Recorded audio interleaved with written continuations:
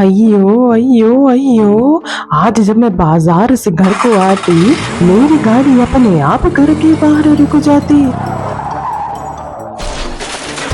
अయ్यो मुरुगन स्वामी देवा, मेरे को कुछ नहीं हुआ जी, मैं एकदम ठीक।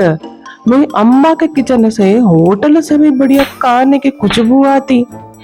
मैं घर के अंदर जाती और अम्मा को पूछती, अम्मा आज खाने में क्या बनाती।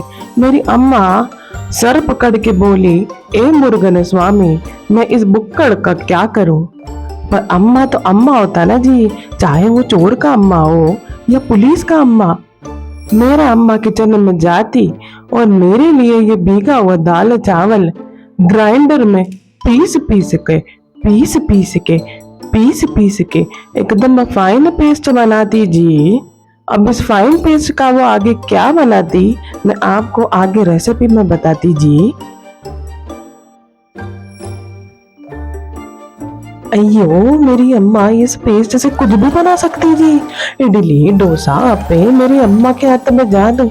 और आप मेरी अम्मा की इस रेसिपी को देखकर घर पे आप भी बना सकती, वो भी कम पैसे में जी। अयो होटल का बिल बहुत आता जी, तो घर में ये सब बनाने का और अच्छा अच्छा घर पे ही खाने का जी। अब मेरी अम्मा बोली कि इस पेस्ट को कम से कम 9 से 10 घंटे के लिए रखना जी, ढक्कन लगा के। क्यों जी? क्योंकि मेरी अम्मा बोली ये पेस्ट थोड़ी देर मोटे आदमी के पेट के जैसा मोटा हो जाएगा जी, एकदम मोटा मोटा। जब ये मोटा मोटा होगा ना जी, तभी इससे अच्छा खाना बनेगा।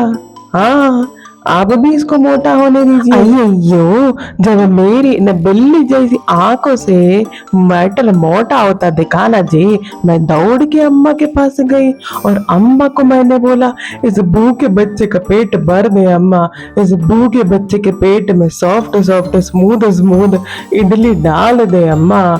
मेरा इतना रोना सुनकर मेरी अम्मा ने तोड़ा बैटर अलग निकाला और उस तोड़े बैटर में एक छोटा चम्मच नमक डाला, साथ ही एक चुटकी बेकिंग सोडा भी मिलाया जी।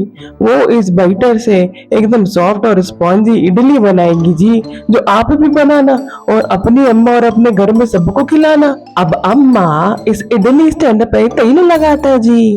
क्यों? अम्मा इस इडली स्टैंड पे इसीलिए तेल लगाता जी, क्योंकि सारी इडली इस पे अच्छे से बन जाता और नीचे नहीं चिपकता जी, और एकदम गरम गरम निकालने पे भाई वो खराब नहीं होता जी। इससे अम्मा जैसा भूखा बच्चा जल्दी जल्दी इडली खा सकता और अपना पेट भर सकता जी। आप भी इस इडली स्टैंड में ऐसे ही ये बैटर भरने का और जल्दी जल्दी बना के अपना बच्चा लोगों को खिलाने का जी। अयो देवा, अब आप भी ऐसा सारा स्टैंड में इडली का बैटर डाल के उसको स्टीमर में रखना और सबसे ऊपर उसका ढक्कन जरूर लगाना जी। अब ऐसा ढक्कन लगाकर उसको कम से कम 10 से 15 मिनट पकाने का, तभी जाके ऐसा मोटा मोटा फूला फूला इडली तैयार होगा। और खाने में ये इडली इतना सॉफ्ट और स्मूथ और स्पॉन्जी लगता ना जी, ये आप उंगलियां चाटते ही रह जाता सच्ची। अब इडली तो बन के तैयार हो गया जी, लेकिन खाली इडली बिना सांभर के खाना अच्छा नहीं लगता जी। तो अम्मा को रिक्वेस्ट करके सांभर भी बनाने बोला। सांभर बनाने के लिए जी 1 से 1.5 कप तुअर दाल लेने का, उसको ऐसा कुकर में डाल के कम से कम आधे से 1 घंटा भिगो के रखना जी। घर में जितनी सब्जी अवेलेबल हो सारी सब्जी डाल देने का जी। ये सांभर का असलियत ही यही है, सारी सब्जी और दाल मिला के जो टेस्ट आएगा ना जी, और अम्मा का प्यार, आहा हा हा हा। ये सांबर का रेसिपी इतना सिंपल जी कि घर में कोई बच्चा भी इसको बना सकता और खाने के लिए उसको बूढ़ा भी खा सकता। तो आप भी जैसा अम्मा ने स्टेप बताया वैसे ही फॉलो करके घर पे सांबर बनाने का और इडली बनाने का दोनों को मिलाकर जरूर खाने का। आ मुर्गन स्वामी, ये अम्मा बहुत चालाक होता जी। अम्मा को अच्छे से पता होता घर का छोटा छोटा जो बच्चा होता ना जी, वो ये सब सब्जियां नहीं खाता जी।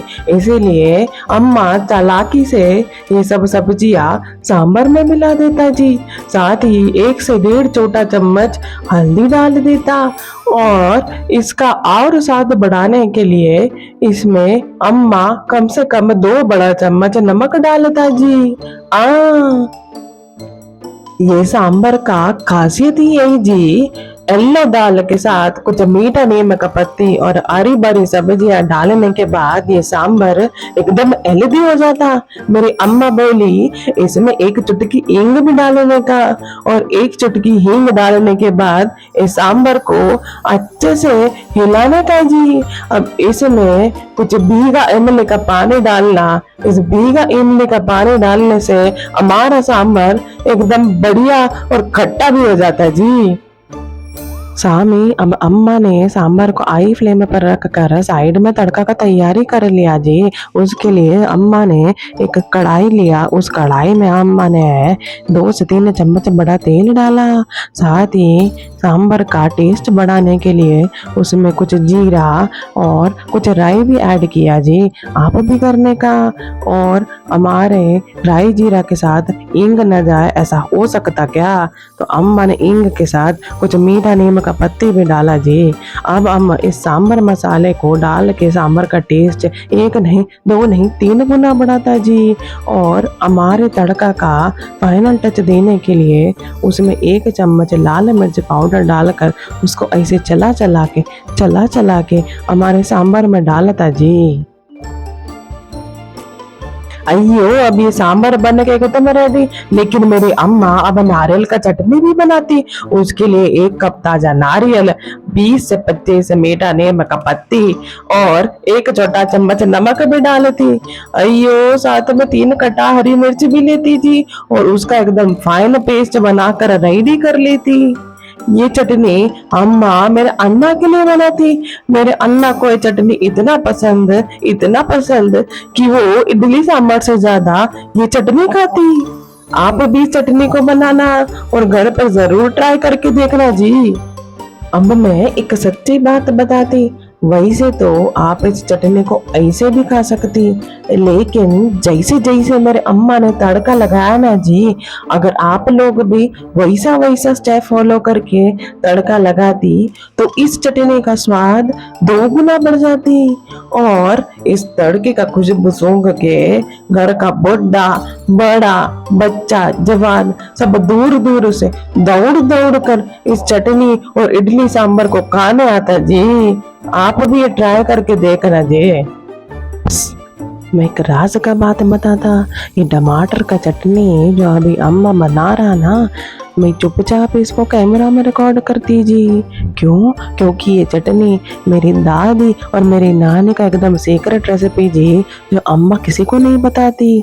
इसीलिए मैं इसको चुपचाप रिकॉर्ड करके आप लोगों तक पहुंचाती।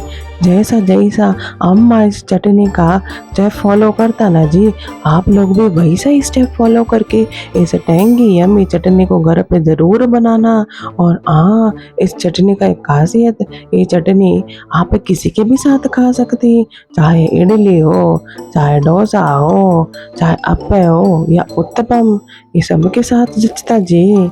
जैसा राम और सीता का जोड़ी जचता, वैसे इस टेंगी चटनी का जोड़ी हमारे सभी इडली, डोसा, उत्तपम और अप्पे के साथ जचता।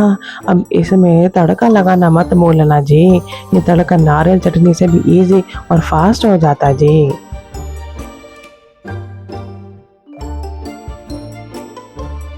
फाइनली इस बोका बच्चा का बात सुन के अम्मा ने खाना परस के दिया जी, जिसमें सॉफ्ट स्पॉन्जी स्मूथ इडली दिया और साथ ही मुझे नारियल का चटनी, टमाटर का चटनी और सांभर भी दिया जी। आप भी अम्मा की इस रेसिपी को घर पे ज़रूर ट्राई करना और अपनी अम्मा, अप्पा, अक्का, अन्ना सबको खिला के हमें कमेंट में ज़रूर बताना और हमारे चैनल को लाइक शेयर सब्सक्राइब करना जी।